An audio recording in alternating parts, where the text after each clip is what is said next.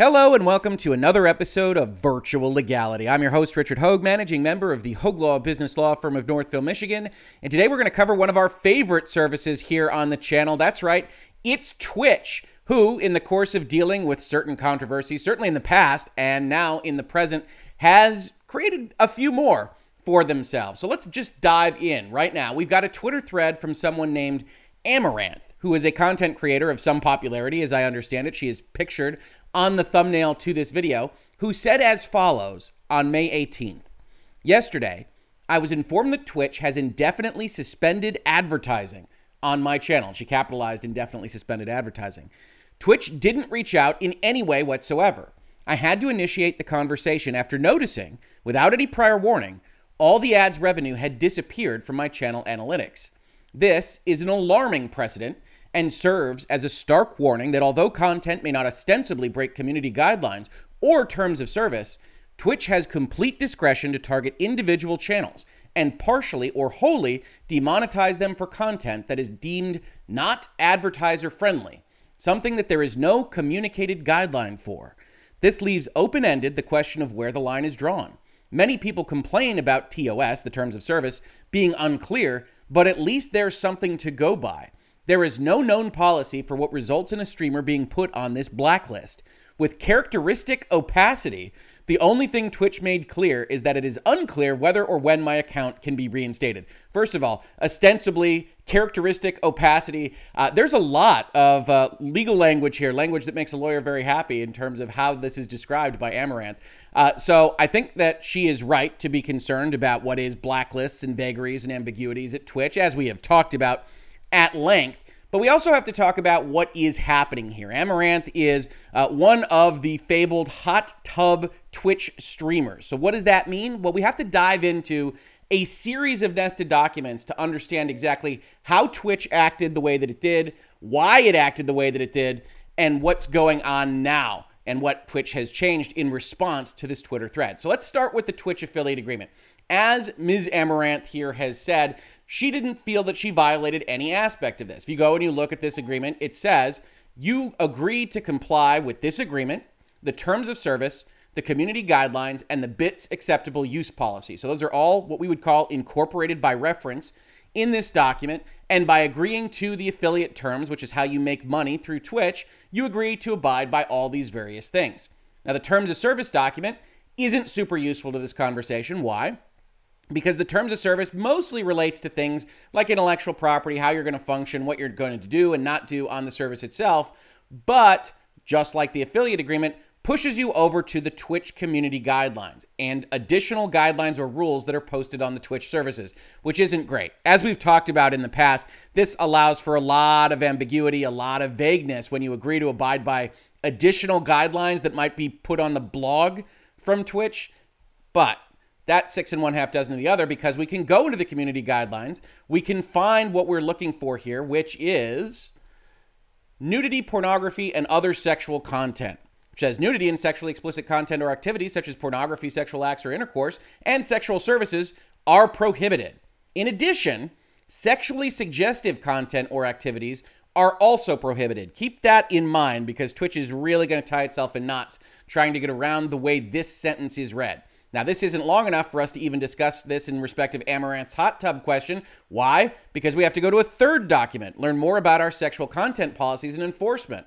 And I hate these nested documents. I always have, because it requires way too much for anybody that's actually trying to operate on your service to abide by. And I have a great deal of sympathy for content creators of all stripes that are trying to figure out what it is they're allowed to do and what they're not allowed to do. When you're 4 documents deep and the primary document says you also agree to everything else we might blog post about.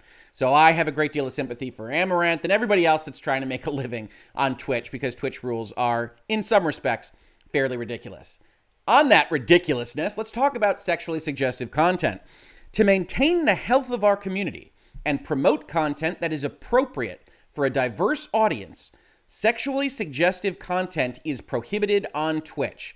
Evaluations on the sexual suggestiveness of a behavior or activity are independent of user attire and are instead based on the overall surrounding framing and context. So you've got a couple of things happening here that Twitch winds up getting itself in trouble with. First, you have an overall sentence that says, sexually suggestive content is prohibited, not allowed, can't do it, but without a great definition of sexual suggestiveness. That's left essentially up to Twitch, as so many things are in these guidelines and other documents. They also get in a little bit of trouble themselves because they say we're going to evaluate that suggestiveness independent of user attire, which means in lawyer speak, if you are wearing underwear or lingerie or swim attire, which is what's going to come up here, we aren't actually going to use that as how we're going to determine whether you're acting or looking sexually suggestive. As you can imagine, since at least parts of those clothing is intended for that purpose, that creates a problem for Twitch, and it's a problem that enterprising content creators have used to get around this prohibition. That will be instead based on the overall surrounding framing and context. They say you can't use camera, you can't do all these other things. And then you get into more problems that Twitch created for itself with nudity and attire, which is akin to sexually suggestive content, but slightly different. Our goal is to set standards that allow you to elevate your content and express yourself in a variety of ways without exposing our global, diverse community to inappropriate content. So you can't be nude, and you basically have to wear what you should be wearing in general. There are, however, exceptions. Contextual exceptions for what? Swim and beaches. Swimwear is permitted as long as it completely covers everything that it should cover, and it relates to something like a beach, or here also listed as concerts and festivals. So what did folks like Amouranth and other hot tubs Twitch streamers come up with? Well, it's in the name, right? They decided that they've got this contextual exception. They have a ruling here that says we won't determine what's suggestive based only on your attire. So if I've got a context exception that allows me to wear this attire and you won't rule on anything related to that attire, well, then I'm in like Flint. And you find things like this. Now, you might also see here that there's a tag, pools, hot tubs, and I believe beaches, which is brand new, which is the purpose of talking about this issue in this video. But before we get that, I did promise you we'd talk about how Twitch was doing what it was doing in its contracts. We've already talked in this space about contracts from the tech companies that have things like if you get close to the line, that's good enough. You don't actually have to breach. That's not what's happening here. Instead, what Twitch basically says is we control advertisements. Twitch has the exclusive right to sell and or display advertisements of any nature in connection with your user content on the Twitch services. And this is the affiliate agreement. Now, it's not entirely obvious to someone that isn't a lawyer and looking at this in the way that we do, but an exclusive right to do something means they have the exclusive right to not do that something. They can determine, okay, we don't want ads associated with this particular channel, even if you're otherwise signed up to the affiliate agreement. And they have that exclusive right. They haven't described when they will use that right. That's what Amouranth is complaining about, and I think justifiably so. And so Twitch cuts them off for not being in compliance with brand guidelines or whatever their advertisers actually want, which they can't describe because they don't know what their advertisers will want tomorrow, let alone today. And so they say, okay, we're going to cut you off. We're going to blacklist you, as Ms. Amouranth has said. And that got them into a certain amount of trouble itself. So now Twitch has created a situation where their guidelines say we're not going to judge on attire.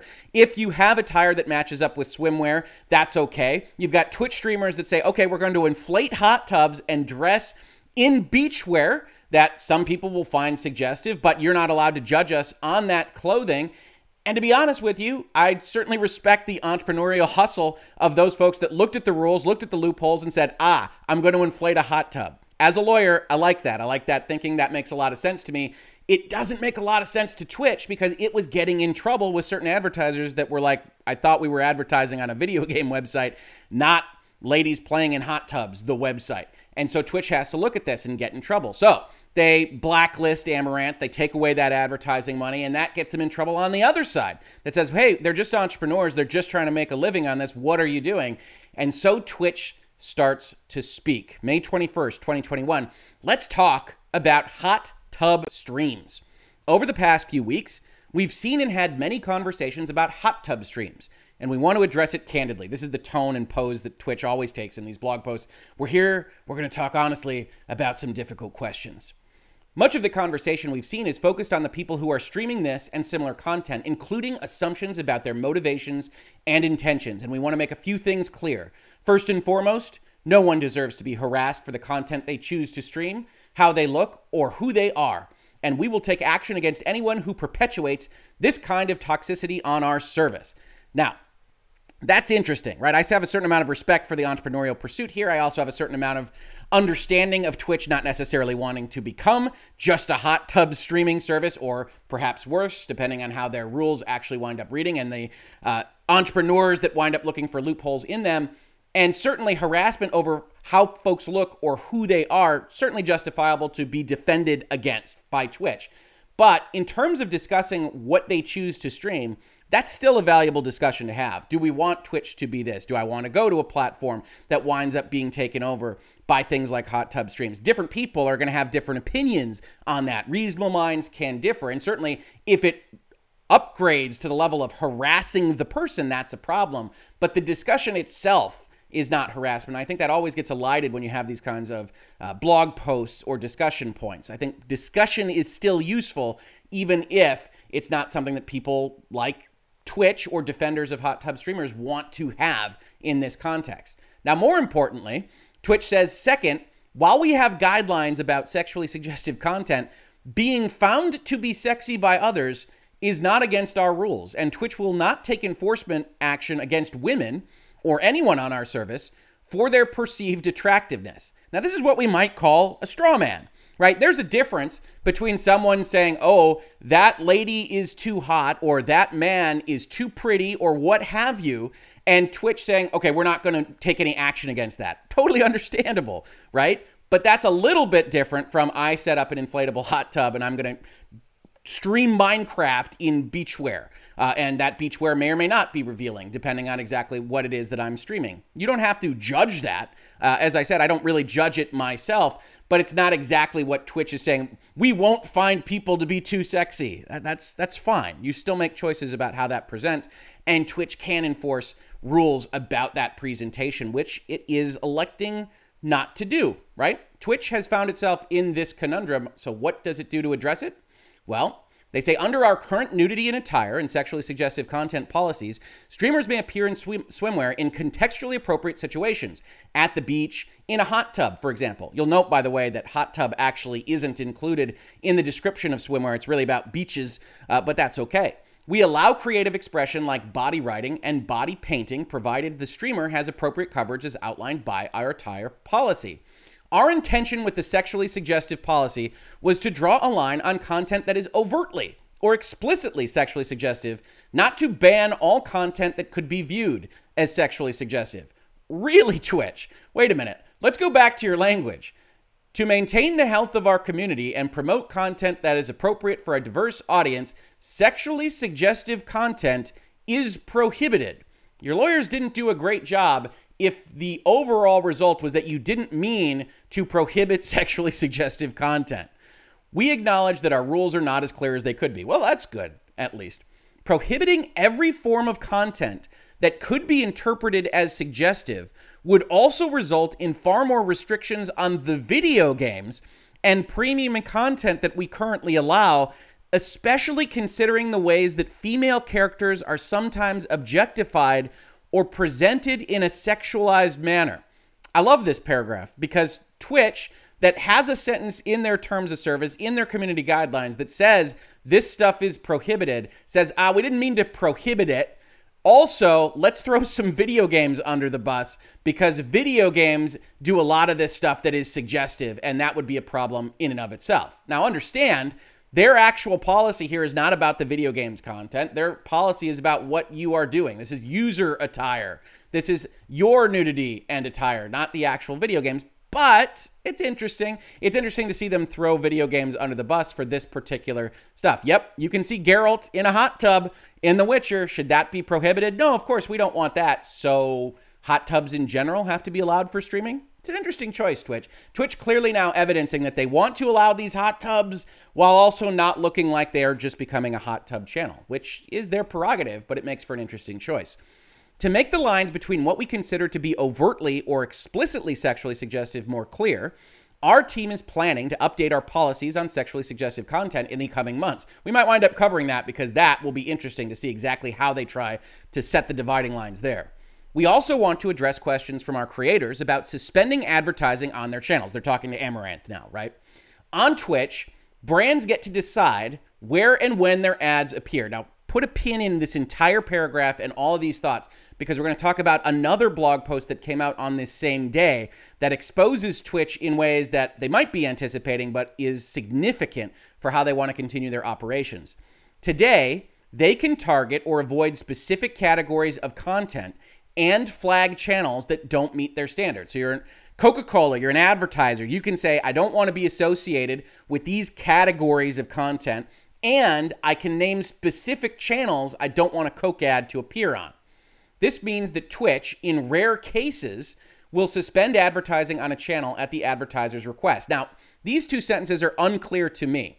If an advertiser can target or avoid specific categories and flag channels that don't meet their standards, why in respect of this would it be rare for Twitch to suspend advertising on a channel? What happens when an advertiser flags it? Does it have to be a lot of advertisers that flag it? It's unclear just from this paragraph.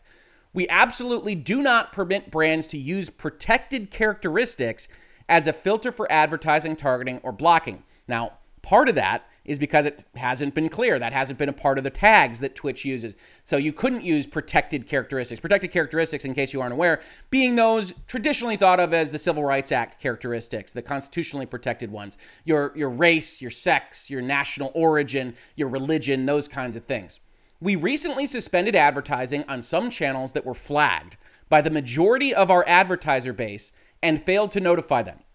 So this sentence seems to suggest that it does need to be a lot of advertisers to get put on the blacklist. And if you are, it's a majority that actually talked about Amouranth. Now, do we believe that? That's probably a lot of advertisers. I don't know what a majority of Twitch advertisers looks like, but they all decided to flag this particular channel. Our creators rely on us, and we should have alerted affected streamers to this change before it happened. It was a mistake not to do so. We're working with individual creators to address their specific situations and restore ads where appropriate. So no promises to the Amouranths of the world here. It's where appropriate. But also it's worth noting that as we just looked at in all their documents, they don't obligate themselves to make a notice of this type. They don't obligate themselves to otherwise say, hey, we're not putting ads on your channel anymore. Yes, creators can get steamed. Amouranth, I think, was well advised to go out to the public and say this is what's happening and to get Twitch to address it in this fashion. And yet Twitch right now in their current documents doesn't have any requirement to otherwise not do what it did this past week. What's next? We think it's important that viewers have choice in determining the type of content that is suggested to them, and brands have the right to determine where their ads appear on the service. We are working to develop more robust controls for advertisers and viewers to enable them to control their experiences on our service. I do think it's worthwhile to note that advertisers come first in this sentence because one of the things that Twitch really has to manage is advertiser expectations. This is why some are calling the hot tub issue an adpocalypse, meaning a reference to when YouTube had to change whole swaths of how it operated because advertisers didn't much care for some of the content that their ads were being attached to. So what is Twitch actually doing? Well, as we saw with Amouranth's stream today, they're introducing a new category, pools, hot tubs, and beaches. If you have chosen swimwear that is allowed under the swim and beaches contextual exception to our standard nudity and attire policy, you should stream into the pools, hot tubs, and beaches category. Now, what's interesting here is that you see this as should. This is a suggestion. This is not a mandate. However, if you go into what Twitch actually put in their rules, creators that have chosen swimwear that is allowed under the swim and beaches contextual exception to our standard nudity and attire policy, same start of the sentence, must stream into the pools, hot tubs, and beaches category. Interesting. The blog post says should stream. This says must stream. And if you do not appropriately categorize your stream, you may be moved into the pools, hot tubs, and beaches category. So you're playing Minecraft. You put up Minecraft. You're in swimwear in a hot tub. They move you out to pools, hot tubs, and beaches. Probably send you a warning letter. You must stream it over here. This is not optional. Why? Because Twitch is trying to get its ducks in a row with the Coca-Colas of the world and is trying to make sure that they can control what their advertisers get to advertise on. So, is this a solution to the hot tub situation? No. It's about a halfway point. You've got enterprising hot tubbers that looked at the rules and said, I see how these go together, and I can inflate a hot tub and I can make some money. And apparently Amouranth was doing very well. I think I read in one of the articles that she was making upwards of $1,000 a day. And so to some respect, I say more power to you if you can figure out how those rules work and you can make money off a service like that. On the other hand, Twitch has a problem on its hands because it has a lot of hot tub streamers and a lot of this kind of content when it ostensibly is a family-friendly service that you can use to watch people play video games. So Twitch has basically sided with, for the most part, the hot tub streamers, put them in their own category, mandated that category be used, and is going to allow their advertisers to say, we don't want to be attached with that category. Presumably some advertisers and types of advertisement are also going to say, we want to be associated with that category, which I think in general, most people would think of as sexually suggestive. I don't even think Twitch necessarily argues that point. It's just the fact that their rules read that they're not going to judge suggestiveness on attire that gets them put into this situation. And those advertisers might say, hey, we love pools, hot tubs, and beaches. And then you run the risk of essentially having Twitch and Twitch After Dark. But what's most important about this story from my perspective as a lawyer is the notion of tags and advertisers being allowed to select what tags that they want to appear on and what they don't. And this is exacerbated by another blog post that went up the very same day, May 21st. Celebrate yourself and your community with 350 plus new tags. Next week, streamers will be able to select from over 350 new tags related to gender, sexual orientation, race, nationality, ability, mental health, and more. Now, as we just said as part of this video, this list is actually very close to the protected characteristics, protected class list, which means in American law and in most state laws in the United States, you can't discriminate based around these particular things. Now, Twitch isn't trying to discriminate. Twitch is trying to establish that these folks can select these tags. They want people to be able to identify themselves. They say what they did when they originally instituted tags was wrong. Reading from the post now, we intentionally designed the original system for creators to be able to describe what they were streaming, not who they were or what they stood for. We have maintained this distinction since that time, and we were wrong. When viewers talk about why they love Twitch, they don't just talk about the content. They talk about creators, what they care about, and the communities they have built. By expanding tags, we are giving creators more ways to be discovered and viewers more ways to find communities that they want to call home. So you'll be allowed to say what your religion, your nationality, your mental health, your sexual orientation is. You will tag yourself with that. And remember, advertisers can decide on what they're going to advertise on based on tags. Remember also that Twitch said that in no respect were we allowing tags to say that you can't advertise on just a protected characteristic. But those tags haven't existed until now. So the problem Twitch has is that this is something that has been addressed in technology pretty recently. If we go back all the way to 2019, which admittedly with a pandemic in the middle feels like a long time ago, we see an NPR article.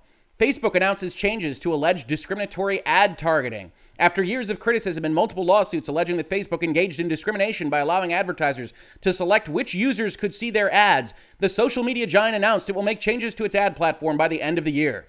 Facebook was providing online advertisers tools to customize which users could view their ads based on their likes as well as their background. So this was actually the customers you could decide upon because Facebook's collecting all that data on you. Look out, Facebook. We've talked about it a lot in this space. Here, we're talking about the platform itself, allowing advertisers to say, I don't want to be associated with a specific channel, and those channels might or might not be tagged with protected characteristics now. Facebook wound up saying anyone who wants to run housing, employment, or credit ads will no longer be allowed to target by age, gender, or zip code. Zip code being what we call geofencing, that you were allowed to pick the zip codes that you wanted, and if those zip codes ran in specific demographic groups, various government entities and other NGOs and things like that wound up suing Facebook for facilitating discrimination. Understand, Facebook didn't itself discriminate. They provided tools that allowed malactors, bad folks, to discriminate, and the housing department and other folks found that Facebook allowing that to happen was in itself liable for some of that discrimination. After this settlement that we just read about, the housing department, HUD, slaps Facebook with a discrimination charge. Facebook thought they had settled. They get sued almost immediately by HUD. HUD says Facebook does so by encouraging, enabling, and causing housing discrimination when it allows companies that use their platform to improperly shield who can see certain housing ads. HUD also alleges Facebook allowed advertisers certain tools on their advertising platform that could exclude people who were classified as non-American born, non-Christian, or interested in Hispanic culture, among other things. It also said advertisers could exclude people based on zip code, essentially drawing a red line around those neighborhoods on a map. And Twitch doesn't have quite the same problem in and of itself. It's not a general purpose platform like Facebook, although it certainly could get into trouble with things like housing advertising or employment advertising. The other problem is essentially discrimination in places of public accommodation, right? We talked about this.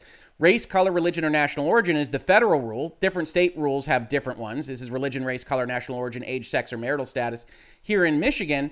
And it says you can't discriminate on places of public accommodation for things like any motion picture house, theater, concert hall, sports arena, stadium, or other place of exhibition or entertainment. Now, I will tell you, there are a lot of court cases here that argue about whether or not a rule like this actually applies to a digital space like Twitch. It's not really the same as premises. That's a term you see a lot in these laws. Those were about physical spaces. But Twitch allowing its own folks to tag themselves for questions that they probably couldn't ask in an advertising context or couldn't ask in an employment context raises a whole host of questions. And so there will be folks, including government agencies, that look at something like this and look at Twitch and Amazon very closely to determine whether or not they are facilitating discrimination. They're facilitating other problems, whether it's with the Civil Rights Act or with the Housing Act, as we saw with respect to Facebook. And Twitch is effectively opening itself up to this kind of thing, basically because it wants to help advertisers control what is happening around its system while ostensibly telling people that it wants to help them celebrate themselves. And I think everybody should be able to use whatever tags that they want, but Twitch has proven to be, let's say, an ambiguous ally with respect to others using its service, and it will be very interesting to see exactly how it handles any potential issues that arise out of this in the same manner that it handled those issues that arise out of entrepreneurial hot tubbers. This has been Virtual Legality for today. If you enjoyed this episode, we're talking about video games, technology, pop culture, and the business and law related thereto all the time. Please consider supporting the channel. We've got a Patreon, Streamlabs, a store to buy things, or just subscribe, ring the bell, upvote, downvote. Hey, if you downvote it, I still respect it. Please leave a comment if you downvote it so we can talk about why you didn't like it, and or just tell your friends. Put it on forums. Let folks know that we're having these conversations in Virtual Legality. If you caught this on YouTube, thank you so much for watching. And if you listen to it as a podcast, thank you so much for listening. And I will catch you on the very next episode of Virtual Legality. Virtual Legality is a YouTube video series with audio podcast versions presented as commentary and for education and entertainment purposes only. It does not constitute legal advice and does not create an attorney-client relationship. If you have legal questions about the topics discussed, please consult your own legal counsel.